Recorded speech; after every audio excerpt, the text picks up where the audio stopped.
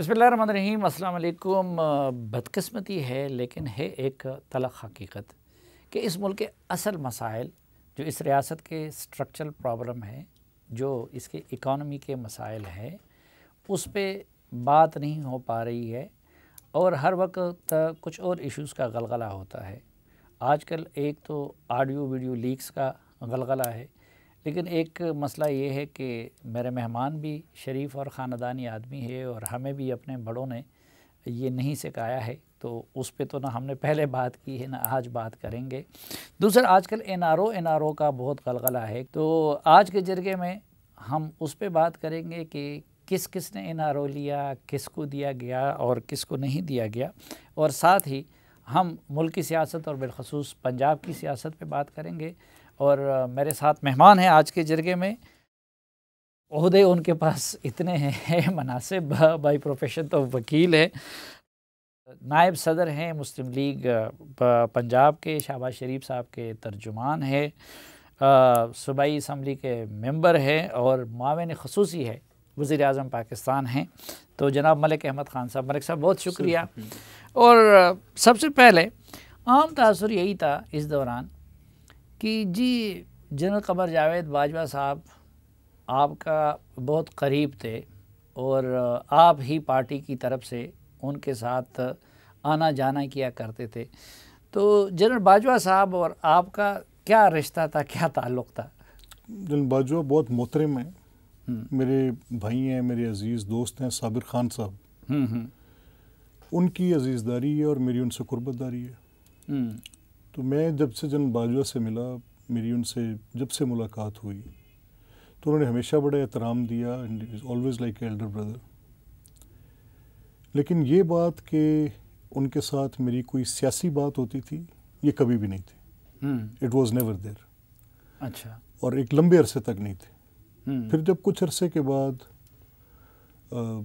یہ بات چیت، ہم اپنی رائے کا اظہار ضرور کر دیتے تھے، لیکن انہوں نے کبھی ہمیں یہ حق نہیں دیا تھا کہ ہم حکومت، ریاست یا کوئی سیاست کی ایسی بات میں ہم اپنی رائے کا اظہار کسی پرائیویٹ کانورسیشن میں، پبلک کی پلس، ایسی باتیں ضرور ان کے سامنے رکھ دیتے تھے جس کو وہ خندہ پیشانی سے سن لیتے تھے، لیکن اس میں کوئی ایسی تجویز یا کوئی ایسی بات چیت جس کا تعلق عنان حکومت کے ساتھ ہو، کبھی بھی نہیں تھا۔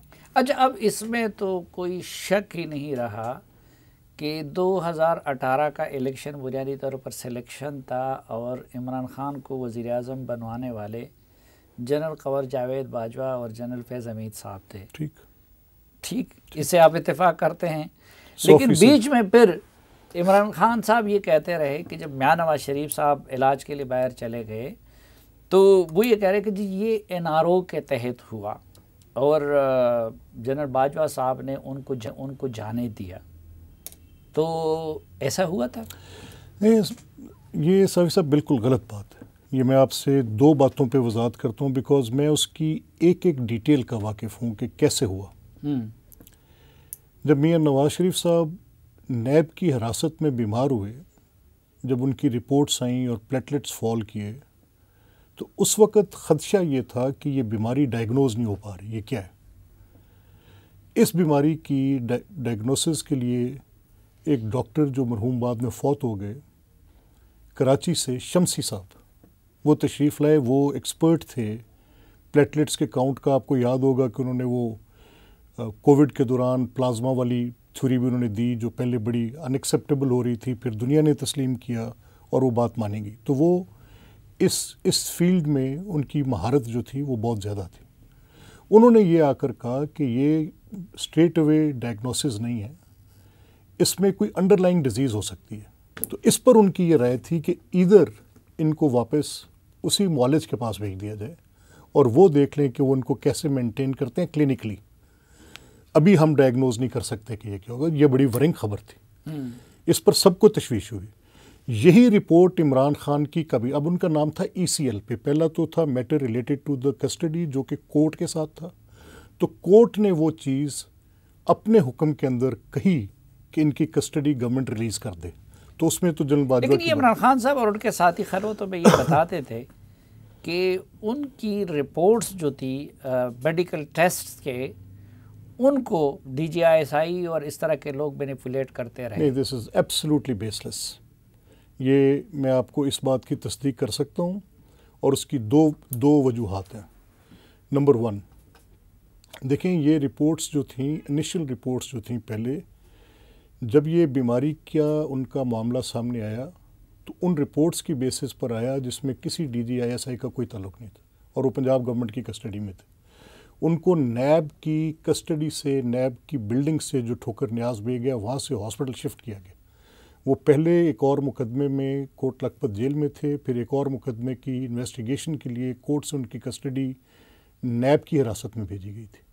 اس سچویشن میں جب ان کو وہاں سے شفٹ کیا گیا تھا تو تب ان کی حالت واقعی کرٹیکل تھی. خدا نخواستہ کسی نے یہ نہیں کہا تھا کہ وہ بیڈ ریڈن ہیں یا اٹھ نہیں سکتے یا وہ بالکل ڈیتھ بیڈ پر ہیں، ایسی بات نہیں تھی. بات یہ تھی کہ یہ ڈائگنوسس جو تھے وہ کیونکہ اتنے ایکسپرٹس بھی نہیں کر پا رہے تھے تو پھر اس کی کیا صورت ہوگی. لیکن یہ تو حقیقت ہے کہ دیکھیں جنرل باجوہ صاحب کو ہم بھی ملتے رہے، اور بیفور الیکشن یا امیجیٹ آفٹر الیکشن وہ عمران خان صاحب کے بڑے مداح تھے اور آپ کی لیڈرشپ کے وہ شدید مخالف تھے. اب جب انہوں نے عمران خان صاحب کی حکومت کو گرنے دیا، یا عمران خان صاحب کے بقول انہوں نے ان کے خلاف سازش کی اور آپ کی حکومت کو انہوں نے آنے دیا، میاں شہباز شریف صاحب کی اور پی ڈی ایم کی، تو لوگ کہتے ہیں کہ باجوہ صاحب کے تبدیلی قلب میں بنیادی کردار آپ نے ادا کیا. سر کیا یہ حقیقت نہیں؟ میں sir I owe it to the people of Pakistan. میں کبھی انٹروتھفل نہیں ہوں گا. میں آپ سے اسٹریٹ اوے کہوں گا جی میں اس پہ جواب نہیں دے سکتا، یا میں آپ کے سامنے جو حقائق رکھ دوں گا. میرے پاس کچھ چھپانے کے لیے ایسی بات ہے نہیں. ہاں، میں نے ایک موقع پر، میں یہاں پارلیمنٹری لاجز گیا، میرے بزرگ ہیں جو قومی اسمبلی کے ممبر ہیں، میرے ایم این اے بھی ہیں وہ، تو میں جب اسلام آباد آتا ہوں میں ان کے پاس جاتا ہوں، تو میں جب آیا مجھے پتہ لگا کہ وہ شیخ رحیل اصغر صاحب کے پاس کسی کھانے پر گیا ہوں. میں اس کھانے پہ چلا گیا پیچھے، تو وہاں پر 12-15 لوگ اٹھ کر وہاں سے رانا قاسم نون صاحب کے اپارٹمنٹ پہ گئے، ان کے لاجز پہ. وہ سارے پی ٹی آئی کے تھے. آن اوتھ آپ سے کہہ رہا ہوں. ان دنوں تحریک کے یہ جو تھی چل رہی یہ ای وی ایم کی ووٹنگ کی بحث چلی ہوئی تھی کہ ای وی ایم کی ووٹنگ ہونی ہے. تو میں نے ان سے لاجیکلی ڈسکس کیا. میں نے کہا کہ یہ جو ای وی ایم کا آپ مشین کا نظام لا رہے ہیں یہ ہمارے الیکٹورل سسٹم کے مفاد میں ہے، نقصان میں ہے والی بحث تھی. تو ان سب نے یک زبان کہا کہ ہم تو نہیں ووٹ دے رہے سی وی ایم پہ، ہمارا تو اس پہ اعتراض ہے، بٹ ایک پرابلم ہوگی، اور وہ پرابلم یہ ہوگی اگر ہمیں کسی کرنل صاحب نے یا کسی جنرل صاحب نے کہا ہم ساؤتھ کے لوگ ہیں، فار فلنگ ایریاز کے ہیں، ہماری ان کے ساتھ بڑی اسٹیبلشمنٹ سے ارینجمنٹ ہوتی ہے، وہ یہ فلانے ووٹ کے موقع پر ہمیں یہ آ کے کہتے رہے ہیں، فلانے پر آ کے یہ کہتے رہے ہیں، ہم تو عمران خان سے تو ہماری بات چیت ہی نہیں، وہ تو ہمیں ملتا ہی نہیں ہے، اور اس کی ٹکٹ لے کے ہم نے مرنا ہے. اب کل کو اس کی ٹکٹ لے کے کو اپنے حلقے میں جانے کا نام بھی نہیں لے سکتا، تصور نہیں کر سکتا. میں نے یہ ساری گفتگو اٹھا کر شہباز صاحب کو بتائی کہ جی اگر ہم یہ کیا مسئلہ ہے، یہ تو اس کی اپنی پارٹی کے اندر ریوالٹ ہے. اور میں as a matter of fact جانتا ہوں کہ پنجاب کے اندر 2 گروپس تھے، جن میں ایک چھینا گروپ تھا اور جن میں ایک دوسرا گروپ تھا جو کہ 25-30 کے قریب بنتے تھے اور جو بالکل ان کو پارٹی کو چھوڑنے کے لیے تیار تھے، جس میں علیم خان تھے، جہانگیر خان ترین کے ساتھی تھے. تو میں کہ ان دونوں گورنمنٹس کا تو 1 گھنٹہ رہنا نہیں بنتا سر. ہی ایگریڈ ٹو اٹ. بٹ جب میں نے ان کو ساتھ یہ بات کوالیفائی کی اور ان کو میں نے کہا کہ یہ تو سارے لوگ جو ہیں، اگر ہم سب کو پتہ ہے کہ اسٹیبلشمنٹ عمران کے ساتھ بالکل اس کی حکومت کو بنانے، اس کی پارٹی کو 31 سیٹوں سے اٹھا کے 170 سیٹوں پہ پہنچانے، جنوبی محاذ کو قائم کرنے، نیب کا پورا آپ کو میں ایک آرٹیکل یاد کراتا ہوں جاوید چودھری صاحب کا، جو انہوں نے جاوید اقبال صاحب دا دین چیئرمین نیب کے حوالے سے 2 قسطوں میں لکھا تھا، جس میں انہوں نے تفصیل لکھی تھی کہ مجھے کیسے ملے، کیا کہا اور میرے ذمے کیا ڈالا اور کون سے 45 لوگ میرے ذمے ڈالے اور کن 12 لوگوں کے خلاف مقدمے قائم نہ کرنے پر مجھے روکا گیا کہ یہ تو گورنمنٹ کے ساتھ اگر ان کے خلاف کچھ ہوا تو یہ ٹوٹ جائیں گے. میں نے اس پر ایک پریس ٹاک کی اور میں نے کہا کہ چیئرمین نیب کو ان سوالات کے جواب میں استعفیٰ دینا چاہیے. تو مائی اون party ریوالٹڈ to it. Maryam Aurangzeb صاحب آ گئیں، انہوں نے آ کے پریس ٹاک کی کہ وی ڈس اون، یہ پارٹی کا موقف نہیں ہے. شاید وہ بات ڈو ٹیل ہو گئی، پروبیبلی ڈو ٹیل ہوگی کہ ان کی جو سیکس سکینڈل تھی اس کے ساتھ، وہ جو ان کی ٹیپس لیک ہوئیں، اور یہ کہا گیا کہ عمران خان نے تو اس خاتون کو بندی بنا کے اپنے گھر رکھا ہوا ہے اور وہ بلیک میل کرتے ہیں چیئرمین نیب کو، اور چیئرمین نیب پرابیبلی اس وقت خواجہ سعد رفیق زیر حراست تھے، شاید خاقان عباسی پہ کیس چل رہا تھا، احسن اقبال صاحب شاید پرابلی زیر حراست تھے، خواجہ محمد آصف پہ کیس. تو مجھے یہ کہا گیا فرام آل کارنرز کہ یہ تم نے کیا کر دیا. I was taken a back. میں نے کہا اچھا ان سب سے بہتر پوزیشن میں ہوں کہ اگر میں کوئی بات کرنا چاہوں I can go and talk to general Bajwa any time, لیکن میرے اوپر قدغن ہے.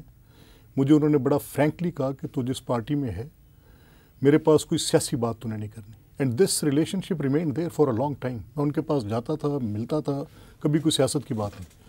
اس صورت میں جب یہ کہانی سر ہوئی تو میں نے جب I went to general Bajwa at my own, میں نے ان سے کہا سر یہ آج پورے ملک کے نظام کو تہس نہس کرنے لگا ہے، یہ ای وی ایم کے جھگڑے میں ڈال رہا ہے، ہماری کیپیسٹی کے ایشوز ہیں، الیکشن کمیشن چیخ کے کہہ رہا ہے.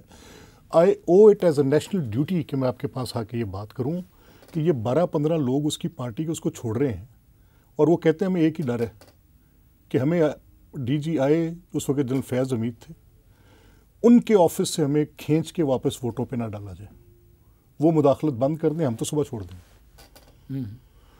انہوں نے کہا we are thinking and the institution is going neutral, ان کو کوئی کچھ نہیں کہے گا.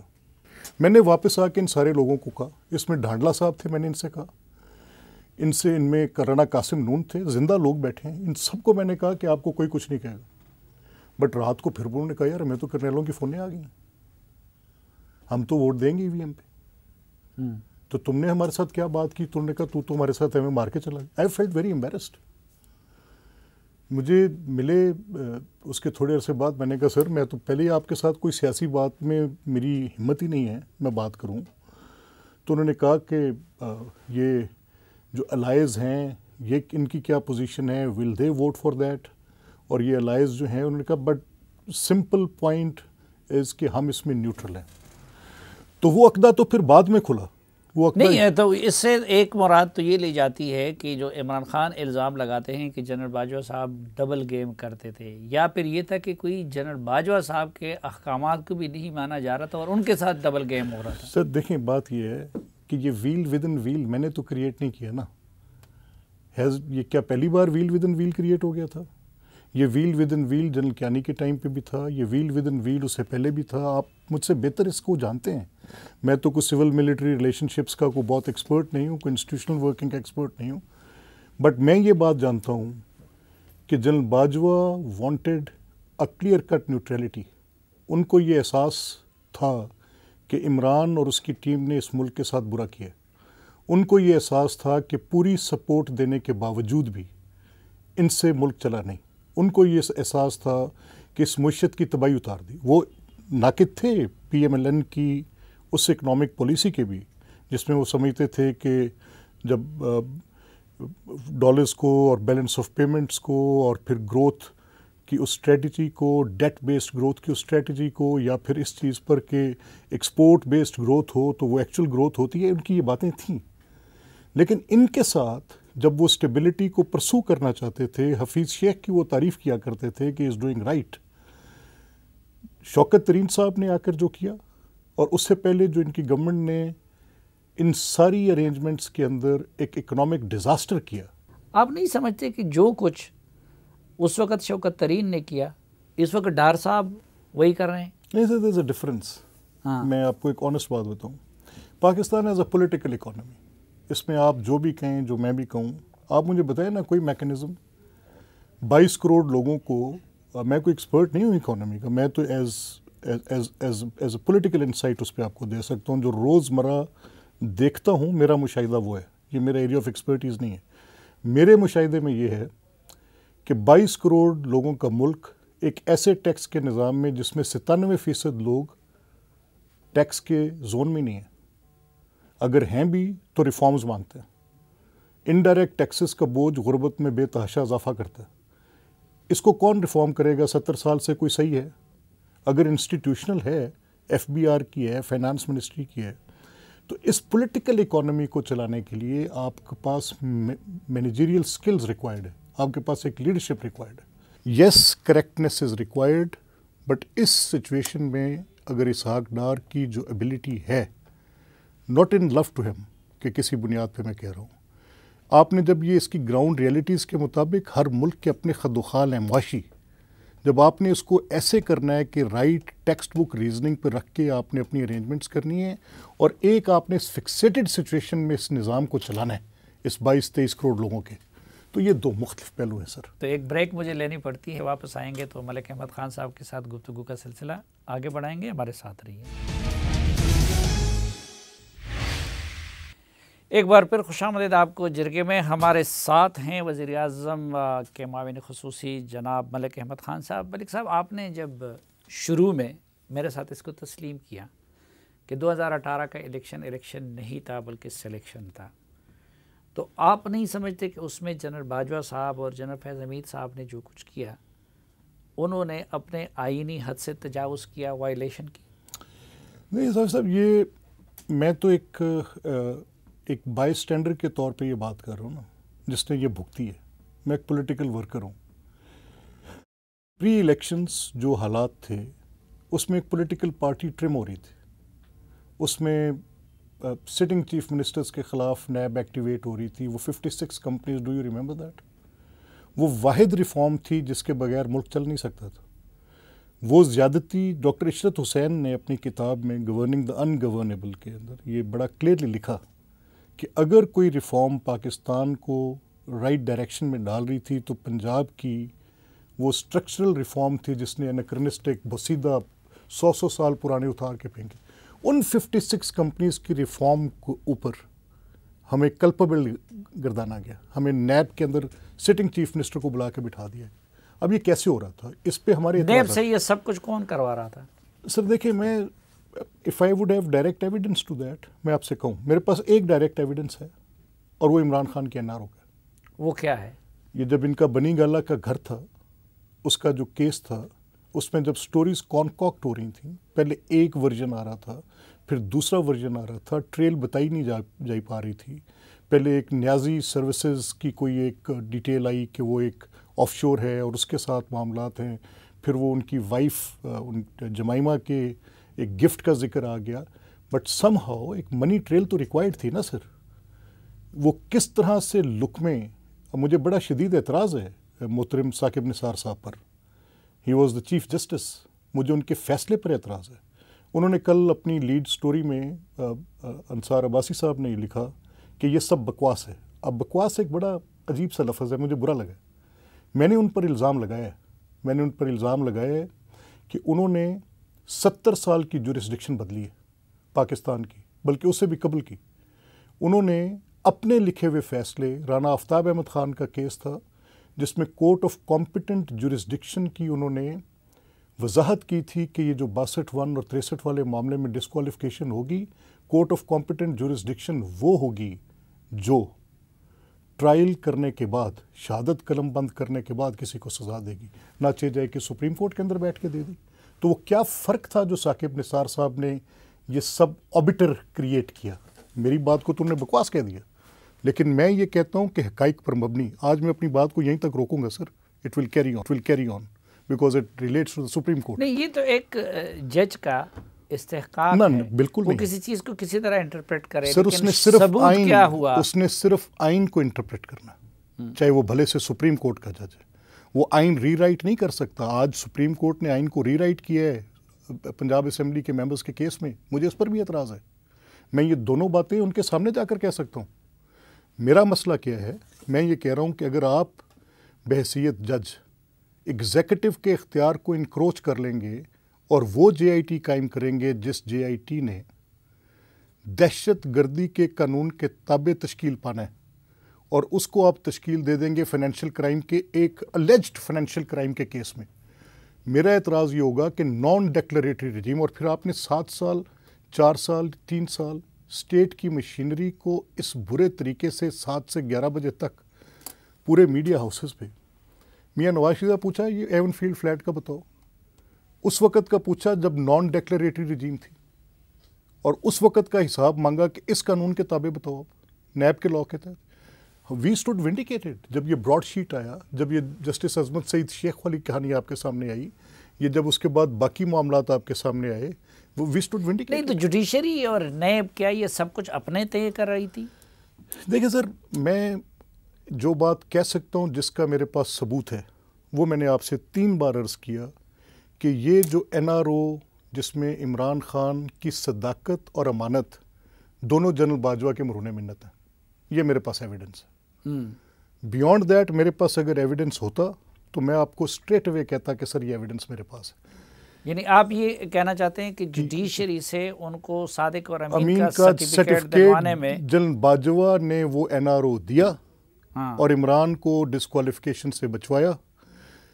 کولیٹرل ڈیمیج وہ بیچارے ترین صاحب ہوئے، جہانگیر خان ترین، اور اس ڈسکوالیفیکیشن میں جس میں عمران کا ایک حنیف عباسی بھی ہوئے، حنیف عباسی کے ساتھ تو وہ زیادتی ہوئی جس کا تاریخ مداوع کرے گی کبھی سر. وہ صرف وہاں پر انتقام کی آگ بجھی نہیں، یہ کتنا منتقم مزاج شخص ہے کہ حنیف عباسی کی پٹیشن تو ڈسمس ہوئی، وہ تو صداقت اور امانت کا certificate courtesy to general Bajwa کے NRO پہ ان کو مل گیا. اس کے بعد کیا ہوا؟ یعنی جنرل باجوہ نے عمران خان کی محبت میں جوڈیشری کو انفلوئنس کیا، ان کی منت پہ مینیج کیا. اچھا، اب اس کو آگے آئی لیو اٹ ہیئر. وہ کیسے ہوا، کس نے کیا، کون وکلا تھے، کیسے تھا، کیا نہیں تھا، یہ پوری تفصیل ہے. That is in the history paper sir. ہاں نہیں، وہ تو جاوید چودھری صاحب نے لکھ بھی دیا ہے کہ وہ جا کے ان کے پاس محنت کر کے گئے تھے، اور یہ بھی ہے بہرحال چیز، اور اس میں شہادتیں ہیں. آج اگر آپ جہانگیر خان باس کہا کرتے تھے. میں سر آپ کو کہوں، دیکھیں یہ عمران کا جو تجربہ تھا نا، اس تجربے کی بنیاد کیا بنی؟ اس تجربے کی بنیاد تھی کہ عمران اس وقت جو سب سے بڑا ظلم کر رہے ہیں، اور میں یہ آپ سے صرف یہ اپنے تئیں جو میری اس میں اسیسمنٹ ہے وہ میں آپ کے سامنے رکھ دیتا ہوں. ریلیٹیو ہوگی، اس پر لوگوں کا اعتراض بھی ہوگا، لیکن میری یہ رائے ہے کہ جب آپ رائٹ کازز کو ایکسپلائٹ کرتے ہیں، جب آپ ایک ہوپ کریٹ کرتے ہیں بٹ ایک چیٹنگ کے لیے کریٹ کرتے ہیں. آپ نے مجھے امید دلائی اور میری امید بر نہیں آئی، میری امید پر آپ نے عمل درآمد نہیں کرایا، تو میں آپ سے نالاں ہو جاؤں گا. نہیں، امیدیں تو عمران خان صاحب سے بہت ساری جنرل باجوہ نے بھی لگا رکھی تھی. الیکشن سے پہلے ہماری بھی ان سے ایک نشست اسی بنیاد پہ تجربہ بہت انہوں نے امیدیں لگا رکھی تھی. جنرل فیض نے بھی ان سے لگا رکھی تھی، جنرل آصف غفور نے بھی ان سے لگا رکھی تھی، اور ہم سے تو یعنی میڈیا سے جو NRO ان کو دلوایا گیا تھا وہ تو ISPR کے ذریعے دلوایا گیا تھا، لیکن وہ امیدیں پوری نہ ہوئی. تو یہ جو آپ کہتے ہیں کہ دیکھیں پہلے کرنل صاحب کا ٹیلی فون آتا تھا، اور کرنل صاحب کا ٹیلی فون آتا، میجر کا ٹیلی فون آتا، تو یہ MNAs کہیں نہیں جا سکتے تھے، باپ پارٹی کہیں نہیں جا سکتی تھی، MQM کہیں نہیں جا سکتی تھی. تو جب وہ ان کو چھوڑ کے آپ لوگوں کے پاس آ گئی تو پھر عمران خان صاحب کا یہ الزام درست نہیں ہے کہ جی جنرل باجوہ صاحب نے ان کے ساتھ بے وفائی کی اور ان کو دھوکہ دیا. دیکھیے عمران کیا کہہ رہے ہیں؟ عمران یہ کہہ رہے ہیں کہ جنرل باجوہ ایک ایسا غیر آئینی کام کرتے جس کے ساتھ وہ اس کی حکومت کو بچانے کے لیے اپنا کردار ادا کرتے. کردار کیا ادا کرتے؟ یعنی جو الائیڈ پارٹیز تھیں وہ الائیڈ پارٹیز کو مجبور کرتے کہ وہاں بیٹھیں. میں نے آپ کو کہا کہ کرنل جنرل کے فون جو آتے تھے وہ آتے تھے ووٹنگ پہ، جیسے فاٹف تھی. نہیں تو 2018 سے لے کے سر اگر اس سال تک یہ غیر قانونی کام ان کے لیے کیے تھے تو ایک سال اور بھی کر لیتے ہیں. دیکھیں نا سر، بات کیا ہے، بات یہ ہے کہ general Bajwa believed probably this is what I think, میری ان سے یہ بات کبھی نہیں ہوئی، اور مجھے تاثر یہ ملا کہ جو حکومت وقت ہے اسٹیبلشمنٹ کو، گورنمنٹ کو سپورٹ کرنا چاہیے. اب اگر اس سپورٹ کو، یہ میں پوسٹ الیکشنز کی بات کر رہا ہوں، پری الیکشنز کی نہیں. پری الیکشنز کے میرے شکوک ہیں. میرے شکوک کیا ہیں کہ میری پارٹی ٹرم کیسے ہوئی، کس نے کی، میرے پاس ایویڈنس نہیں ہے، لیکن ٹرم ہوئی. میں کبھی خلائی مخلوق کہتا رہا، میں کبھی محکمہ زراعت کہتا رہا، میں کبھی کچھ کہتا رہا، میں یہ باتیں ہوتی نہیں. میری پارٹی پہ نیب کے مقدمات، مجھے سب سے زیادہ تکلیف باقی پولیٹیکل لوگوں کے بزنسز کے سب کے اعتراضات تھے، لیکن 56 کمپنیز کا جن کا میں عینی شاہد تھا کہ اگر وہ 56 کمپنیز پنجاب کے ماڈل کی ریفارم چل جاتی تو آج اس صوبے کے حالات مختلف ہوتے. اس میں آپ دیکھیں انرجی کا جو اس نے ریولوشن کیا، اس میں آپ دیکھیں ٹرانسپورٹ کا جو ریولوشن کیا، یعنی آپ نے کچھ اچھا کیا وہ برا بنا کے آپ کے گلے ڈالا. باہر کیف میں یہ کہہ رہا ہوں کہ جن پولیٹیکل ایونٹس کی بیسس پر، جیسے یہ آر ٹی ایس کا بیٹھنا، جیسے یہ پولیٹیکل پارٹی کا ان اے ہول 40 کا چنک نکل کے جانا، سٹنگ چیف منسٹر کو بلا کے کورٹوں کے اندر کھڑے کرنا، اور not sit courts in NAB. And I remember Saqib Nisar polling ایجنٹوں کو نکالنا. میں ثاقب نثار صاحب کی مجھے کورٹ کی لاہور کی پروسیڈنگ یاد ہے. اتوار کے دن مجمع لگا کے بیٹھے اور کہا کہ یہ جو ویسٹ واٹر ہے یہ مینیج کیوں نہیں ہوتا. اب میں حیران ہو کر ان کو دیکھ رہا تھا کہ ویسٹ واٹر لاہور شہر کتنے کروڑ کا شہر ہے، اور یہ ویسٹ واٹر مینجمنٹ پہ گورنمنٹ کو کھڑا کر کے سوال پوچھنے اور پوچھنے Ravi. Now I ask justice Saqib Nisar with 4 years of Buzdar's government کیا کر لیا؟ ہم تو پھر ایک اس کا روڈ میپ بنا کر ثاقب نثار صاحب کو بھی کسی وقت نواز شریف نے سیکٹری بھی لگایا تھا، نوازا بھی تھا. یہ وہ اتنے خلاف کیوں ہو گئے تھے اور عمران خان کے ساتھ اس حد تک کیوں گئے؟ دیکھیں میرا یہ خیال ہے، جو میں ذاتی طور پہ ان کے اس فیصلے کے اندر جھلکتے بغض کی بنیاد پہ کہہ سکتا ہوں کہ ان کے دل میں شاید کوئی ایسی بات تھی جو انہوں نے، جس کا اظہار انہوں نے فیصلوں میں کیا. پہلے تو سپرنٹینڈنٹس پرووائڈ کی انویسٹیگیشنز کو انہی سپریم کورٹس کے، انہی ہائی کورٹس کے، ملٹیپل ہائی کورٹس کے. آج تک یہ فیصلے رہے کہ یہ ایک اسٹیٹیوٹری رائٹ ہے انویسٹیگیٹر کا، وہ تفتیش کرے گا، اس کی تفتیش عدالت پر پابندی نہیں ہوگی. لیکن یہ سپرنٹینڈنٹس پہلی بار سپریم کورٹ آف پاکستان تفتیش کے اوپر نافذ کر کے بیٹھ گئی. ان جسٹس ثاقب نثار صاحب اس کے تھے، وہاں بیٹھے ہوئے تھے. ہمارا یہ کہنا ہے. لیکن چیئرمین نیب کو کیا بغض تھا آپ لوگوں سے؟ دیکھیں سلیم بھائی، چیئرمین نیب کا ایک ایکٹ، اب ہوا کیا، جو کچھ انہوں نے، ہسٹری از دا بیسٹ جج. چیئرمین نیب نے کیا کیا؟ ایک مقدمہ قائم کیا، وہ مقدمہ عدالت میں گیا، آج ردی کی ٹوکری میں، کوئی شہادت، کوئی ثبوت اس مقدمے کا کوئی وجود. شہباز صاحب کی بیلز گئیں لاہور ہائی کورٹ کے اندر. میں نے وہ کورٹ آرڈر پڑھا، میں سر پکڑ کے بیٹھ گیا. میں نے کہا یار یہ تو مقدمہ ہی نہیں بنتا تھا. یہ تو باعث سے ندامت ہونا چاہیے اس کورٹ میں جس میں جا کر یہ ایون اس کے اوپر چارج بھی فریم کر رہے ہوں. ایک جو لا میں نہیں ہے، ایک جو فیکٹس میں نہیں ہے، دونوں صورتوں میں وہ مقدمہ قائم نہیں ہو سکتا. پھر بھی مقدمہ قائم ہوا. یہ آپ کو سپریم کورٹ کی جسٹس، نہیں، یہ ہزاروں مظالم ہے. طیبہ گل کا کیس ہے، باقی بہت ساری چیزیں ہیں. انہوں نے جن کے ساتھ جو کچھ کیا، بس عمران خان کا ان ہولی الائنس تھا چیئرمین نیب کے ساتھ. پہلے ان ہولی الائنس تھا اور اس کے بعد پھر وہ بلیک میل ہوتا ہے. یہ طیبہ گل ہے، ویڈیوز کے بعد بلیک میل ہوتے ہیں. اچھا چلو، بعد میں تو ان سے بلیک میل ہوتے رہے، لیکن عمران خان صاحب کہتے ہیں اصل میں تو وہ جی کیو سے چلتا رہا نیب. اگرچہ پہلے یہ سب کہتے تھے خان صاحب کہ بھائی انڈیپینڈنٹ ہے، فلاں ہے، یہ ہے، وہ ہے. نہیں، میں یہ پوچھنا چاہتا ہوں کہ آپ لوگ مہروں کا تو نام لیتے ہیں، تو اصل کرداروں سے پھر گلہ کیوں نہیں کرتے اگر وہ جی کیو سے چل رہا نہیں. دیکھیں تو پھر یہ صاحب جو ہیں، یہ ایک پہلے تو این آر او کی میں نے آپ کو حقیقت بتائی، اور پھر میں آپ سے یہ کہہ رہا ہوں کہ یہ پھر کیا یہ بالکل واقعتاً یہ ایک اسٹوج ہی تھے. یہ پھر ان کی کوئی اپنی سیاسی بات یا کوئی ان کی حکومت میں اپنی بات نہیں تھی. یہ کہتے ہیں کہ میرا اینٹی کرپشن کا تو منترا آپ نے جھوٹا اٹھایا، چور کا منترا آپ نے جھوٹا اٹھایا، آپ نے لوگوں کو داغدار کیا. اسلامی نظریاتی کونسل کو آ کے یہ کہنا پڑا کہ صرف الزام کی بنیاد پر لوگوں کی شہرت کو داغدار کرنا غیر اسلامی ہے، تب بھی باز نہیں آئے. تو پھر یہ سب انہی کے کہنے پہ ڈگڈگی پہ جاتے ہیں. ان کی اپنی کوئی سوچ نہیں. ہمیں تو پتہ ہے کوئی سوچ نہیں. ہاں، آپ مانتے ہیں کہ ان کی اپنی نہ سوچ تھی نہ اختیار تھا. اس حد تک ہمیں پتہ ہے سوچ کوئی نہیں، اختیار تو پھر انسان کا اپنا ہوتا ہے. تو ایک مختصر سی بریک، واپس آئیں گے تو جرگہ کو کنٹینیو رکھیں گے. ایک بار پھر خوش آمدید آپ کو جرگے میں. ہمارے ساتھ ہے ملک احمد خان صاحب. ملک صاحب، ایک چیز تو ثابت ہو گئی کہ عمران خان صاحب سب کچھ ہے لیکن نہ صادق ہے اور نہ امین ہے. تو کیا یہ جو ٹائٹل ان کو ثاقب نثار صاحب اور ان کے ساتھیوں نے عنایت کیا تھا، اس کو ریورس کرنے کے لیے حکومت کورٹ جانے کا ارادہ رکھتی ہے؟ اس کے خلاف سائفر کا مقدمہ بننا چاہیے، ہر صورت بننا چاہیے. اس کے خلاف آئین شکنی کا مقدمہ بننا چاہیے، ہر صورت بننا چاہیے.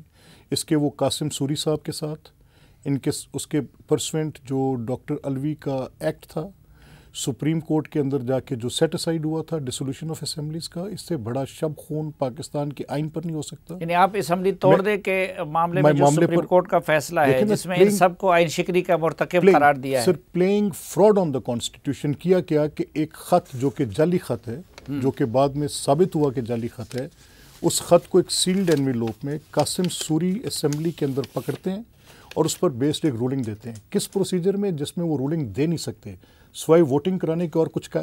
اگر آپ پورے کے پورے نظام کو لپیٹ دیں گے تو اس سے بڑا مقدمہ کیا ہوگا؟ سو آئی بلیو کہ ان کے اوپر آئین شکنی وفاق میں، آئین شکنی صوبے میں ان کے اوپر یہ مقدمات، ان کے یہ ابھی تو یہ جو گھڑی چوری، یہ توشہ خانہ، یہ بشرا بی بی اور یہ جو فرا گوگی اور یہ وہ، دس ول آل اسٹینڈ irrelevant جب آپ کے سامنے منسٹیریل اور ڈپارٹمنٹل کرپشنز کھلیں گی. صافی صاحب میری بات کو آپ لکھ کے جیب میں رکھیں. آپ کے پی یہ ایک وقت ثابت کرے گا جتنی کرپشن اور جس طرح کی misgovernance, bad governance, wheeling dealing, آپ کسی ایک منسٹری کو اٹھا کے دیکھیں. آپ انہوں نے دیکھیں ہوتا کیا ہے. نہیں تو پھر آپ لوگوں نے نیب کے قوانین کو وہ کہتے ہیں کہ جی اپنے کرپشن کے کیسز ختم کرنے کے لیے آپ لوگوں نے کیوں ختم کیا؟ آج وہ نیب کا قانون اسی شکل میں موجود ہوتا تو آپ ان سب کو اندر کر لیتے. میں سر اپنی بات نہیں کرتا، وہ سارے جھوٹے مقدمے تھے صافی صاحب، ختم ہوئے تو کون سا کو بڑا کرشمہ ہو گیا. یہ جتنے کیس میاں نواز شریف پہ سارے جھوٹے تھے، یہ جتنے کیس شہباز صاحب پہ تھے سارے جھوٹے تھے. احسن اقبال پہ جھوٹا مقدمہ، رانا ثناء اللہ پہ جھوٹا مقدمہ. اگر ان کو ریلیف ملا ہے تو اچھا ہوا. میں یہ مانتا ہوں کہ اس نیب جیسے قوانین کے ساتھ ملک کا برا ہوتا ہے. بدقسمتی سے پاکستان کے اندر یہ ایبڈوز، یہ پروڈاز، یہ اینٹی کرپشن کے لاز انکمبنسی کو ختم کرنے کے لیے کسی نہ کسی طریقے سے یوز ہوتے رہے. And there has to be میں ایک پولیٹیکل ورکر ہوں.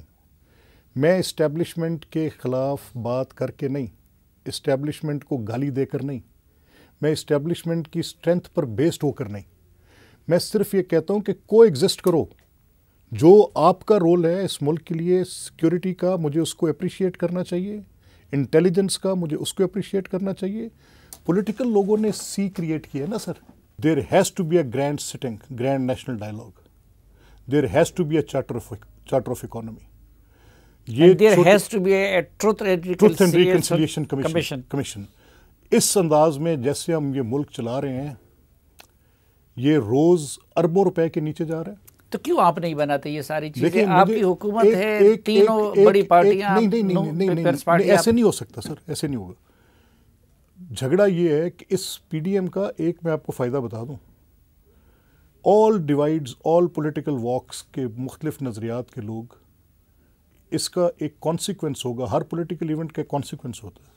Formation and this coalition government, اس کی جو پازیٹیو سائیڈ ہے وہ مختلف الخیال سیاسی جماعتوں کا ہم آہنگ ہو کر بیٹھنا ہے. اب ایک بیچ میں عمران ہے. عمران سے میرے لاکھ اختلافات ہیں. میں ان کی نہ آئیڈیالوجی مانتا ہوں، نہ میں ان کا طرز سیاست مانتا ہوں، نہ مجھے ان کے اس پورے طریقہ کار کے ساتھ میرے شدید اعتراضات ہیں. بٹ اسٹل آئی سے کہ آپ کے پاس جو روز اس ملک کو ہم دے رہے ہیں، we have to rethink. ہمیں اس پر بات کرنی ہوگی. جب تک آپ بات نہیں کریں گے، جب تک آپ بیٹھیں گے نہیں، جب تک آپ ایک نئے چارٹ اسی آئین کے اندر رہتے ہوئے اس آئین کو خدا نخواستہ ہم چھیڑ بیٹھے تو درست کی نہیں ہو پائے گی. یہ آئین اس ملک کی بقا ہے. لیکن ایک چیز تو کیا یہ حقیقت نہیں ہے، جس طرح آپ نے کہا یہ مختلف الخیال لوگ، یہ جنرل باجوہ کی اور اسٹیبلشمنٹ کی سپورٹ کے بغیر کیا یہ سارے ان کو چھوڑ کے آپ کے پاس آ سکتے تھے؟ اسی اسٹیبلشمنٹ کے کہنے پہ زرداری صاحب راتوں رات پی ڈی ایم سے نکلے تھے، وہ اگر آ کے آپ کے ساتھ بیٹھ گئے ہیں تو کیا یہ حقیقت نہیں ہے کہ آپ کی یہ بساط بھی اسی اسٹیبلشمنٹ نے بچائی ہے جس نے عمران خان کی حکومت کی بساط بچائی تھی؟ اور پی ڈی ایم ایکچولی مئی سے پہلے والی جو پچھلے 3-4 سال کی پی ٹی آئی تھی وہ بن گئی ہے، کیا یہ حقیقت نہیں ہے؟ بالکل سر نہیں ہے، درست نہیں ہے۔ اس کی وجہ کیا ہے؟ اور میرا ایک ہی اس کا صرف ایک اس کی دلیل ہے، اور میں چاہوں گا کہ میں اور آپ اس دلیل کو یا مسترد کریں یا اس کو تسلیم کر لیں۔ اگر میں وہ پی ڈی ایم ہوتی جو یہ بساط اسٹیبلشمنٹ بچھاتی ہے تو میرے ساتھ وہ نہ ہوتا جو ہوا ہے، میں نیوٹرل والی بساط پہ نہ بیٹھتا، میں جس ساتھ روز مجھے وہ سپورٹ ملتی جو عمران کو ملی۔ اسٹیبلشمنٹ تو پھر سپورٹ دیتی ہے نا سر۔ پھر آپ دیکھیں میرا پنجاب کا ایپیسوڈ، میں لڑ کر ریڑیاں رگڑ کر عدالتوں سے کیسے ریلیف لے کر کس طرح سے اپنے حلف اٹھاتا رہا، میں نے کیسے اپنا چیف منسٹر پلیس کیا۔ اگر میرے ساتھ اسٹیبلشمنٹ ہوتی تو یہ 25 ممبرز کے جو فیصلے میرے خلاف آج پڑے ہیں، سلیم بھائی کیا بات کر رہے ہیں؟ لیکن وہ پرویز الہی صاحب تو کہہ رہے ہیں کہ جی مجھے باجوہ صاحب نے وہ رستہ دکھایا تھا۔ دیکھیں وہ اس سے بھی لگتا ہے کہ کوئی ڈبل گیم ہو رہا تھا۔ دیکھیں میں نے 2 باتوں پر وضاحت دی ہے پہلے ذاتی حیثیت میں۔ پرویز الہی صاحب کے پاس، ان کے بیٹے مونس صاحب کے پاس، طارق بشیر چیمہ صاحب کے پاس سب سے پہلے میں لے کر گیا تھا۔ میں نے ان سے یہ درخواست کی تھی، ہمیں لگتا تھا کہ ہمارے پاس نمبرز نہیں ہیں، تو میں نے ان سے یہ کہا تھا کہ آپ اگر سمجھتے ہیں کہ آپ کو ہم چیف منسٹرشپ آفر کریں، اور یہ ہم نے شروع نہیں کی تھی، یہ بات بھی ان کی طرف سے آئی تھی، ایک ہمارے انٹرمیڈیٹ دوست تھے بیچ میں جنہوں نے ہم سے یہ کہا کہ آپ چودھری پرویز الہی صاحب کو چیف منسٹر بناتے ہیں تو آپ کے ساتھ ہوا دیں گے۔ ہم نے کہا بڑی اچھی بات ہے، مسلم لیگیں دونوں یکجا ہو جائیں۔ ہم چوہے شجاعت صاحب سے شہباز صاحب ملنے گئے، ملاقات ہوئی، اس میں کچھ باتیں طے ہوئیں، اینڈ دین آفٹرورڈ چوہے پرویز الہی صاحب کے ساتھ ایک لنچ اور کوئی ڈنر ارینج ہوا، وہ کینسل ہو گیا۔ مونس صاحب مجھے چیمہ صاحب کے گھر ملے، مجھے انہوں نے مبارک دی، مجھے انہوں نے شکریہ ادا کیا، ہی سیڈ تھینک یو۔ اس کے بعد جب یہ بات ان کے تک چلی گئی، چوہے شجاعت صاحب بھی یہ کہتے ہیں کہ مجھے انہوں نے کہا جی ہم صرف ملنے کے لیے جا رہے ہیں۔ مونس صاحب نے وہ فیصلہ کیا جو انہوں نے کیا، بعد میں انہوں نے یہ کہا ہے ٹی وی انٹرویو میں کہ جنرل باجوہ نے ان سے یہ کہا جی، تو پھر میں نے جنرل باجوہ سے پوچھا۔ اس سے پہلے ساری بات چیت میں ہمارا جنرل باجوہ سے اس معاملے میں کوئی بات چیت نہیں، کیونکہ ہمیں یہ پتا تھا کہ پالیٹکس نیوٹرل ہو گئی ہے۔ اب کسی طرف سے کوئی آپ ایم کیو ایم کو بلا کر پوچھیں، انہوں نے کہا نیوٹرل ہیں تو پھر ہم آپ کے ساتھ۔ جب نیوٹرل کی بات پر سیاست نے اپنا رستہ خود لیا تو پولیٹیکل پارٹیز نے اپنی چوائسز کی۔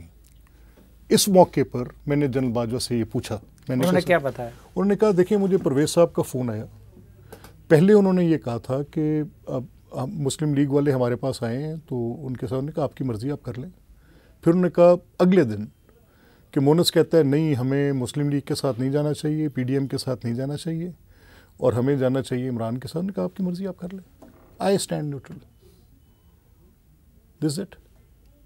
اچھا، تو یہ وہ غلط بیان نہیں کر رہے وہ کہ یہ ان کے گلے میں ڈال رہے کہ ہم وہ یہ کہہ رہے ہیں، ان کا یہ کہنا ہے کہ کیونکہ جس طرح سے پرویز صاحب نے ان سے یہ پوچھا کہ مونس یہ کہتا ہے تو انہوں نے کہا چلے جائیں، تو انہوں نے کنسٹرو کیا کہ جی ہم چلے جائیں، ٹھیک ہے چلے جائیں، یہ بات کہہ رہے ہیں۔ اچھا، ایک یہ جو اب اسرت بلاول نے جوڈیشری کی طرف اشارہ کرتے ہوئے کہا کہ ایک ادارے میں اب بھی ان کے سہولت کار موجود ہے۔ Bilawal sahab would be in a better position to tell sir. آپ کی اپنی کیا رائے ہے، کیونکہ آپ لا کو زیادہ سمجھتے ہیں بلاول صاحب سے؟ دیکھیں میں فیصلوں پہ معترض ہوں، صاحبان پہ نہیں۔ اچھا، میری رائے کچھ بھی ہو سکتی ہے، کئی لوگوں کے بارے میں ہو سکتی ہے، لیکن جب کوئی فیصلہ دیں گے تو میں اس پہ بات کروں گا آپ سے۔ لیکن اب آپ سمجھتے ہیں کہ جوڈیشری میں اور نیب وغیرہ میں وہاں سے مینیپولیشن کا عمل بند ہو گیا ہے؟ Apparently it seems to. اب کیا کریں گے؟ پرویز الہی صاحب قبول ہو سکتا ہے کسی صورت میں؟ سر میرا خیال ہے کہ شاید اب یہ میرے دس از بیونڈ مائی مینڈیٹ کہ میں کوئی بات کہوں، لیکن پرویز صاحب غالباً کیونکہ ہماری جو ایک بڑی سنجیدہ ایفرٹ تھی ان کے ساتھ وہ بھی پوری نہ ہو سکی، تو اس کے بعد شاید میرا خیال ڈفرینٹ پوزیشنز ہیں، وہ تو پبلکلی کہتے ہیں کہ میں عمران کے ساتھ ہوں۔ ان کو حکومت کرنے دے گی یا نون لیگ کوشش کرے گی کہ ان کو ہٹائیں؟ نہیں، ان کا اب وزیر اعلیٰ رہنا، اب تو ایک عدالت کا فیصلہ بھی آ گیا، لیکن میں یہ سمجھتا ہوں کہ وہ اعتماد کھو چکے ہیں۔ اس کی مختلف وجوہات ہیں۔ ہماری ان کی پارلیمنٹری پارٹی میں ڈفرینٹ لوگوں سے بات چیت ہوئی ہے جو کہ اسمبلی توڑنے کے عمران کے فیصلے پر شدید معترض ہیں۔ ان کا یہ خیال ہے کہ بڑا تضاد ہے اس میں، اور دیکھیں ہے بھی کہ اگر وفاق میں آپ حکومت میں نہیں ہیں تو آپ اسمبلی سے باہر ہیں، اور اگر صوبے میں آپ کے پاس حکومت ہے تو آپ اسمبلی کے اندر ہیں، اور آپ کس لیے وہ صوبے کی اسمبلیاں ختم کرنا چاہ رہے ہیں اس والیٹائل سچویشن میں، جب آپ کی اکانومی یہ ڈکٹیٹ کر رہی ہے کہ اسٹیبلٹی از ریکوائرڈ. ڈفرینٹ حکومتیں اگر آئین میں وضع ہے کہ کسی صوبے میں کسی اور کی ہو، کسی اور میں ہو، تو اس میں آئین اگر یہ اجازت دیتا ہے، آئین تو فریمرز آف دا کانسٹیٹیوشن نے یہ پرسیو کیا ہوگا نا کہ وفاق میں کوئی اور بیٹھ سکتا ہے، 2 صوبوں میں کوئی اور بیٹھ سکتا ہے. تو اپنی اپنی آئینی حدود میں رہ کر اگر آپ اپنی حکومتوں کے ساتھ ملک کے اندر ایک اسٹیبلٹی کا فیکٹر انڈورس کر لیں تو کیا اس میں کوئی جرم سرزد ہو جائے گا؟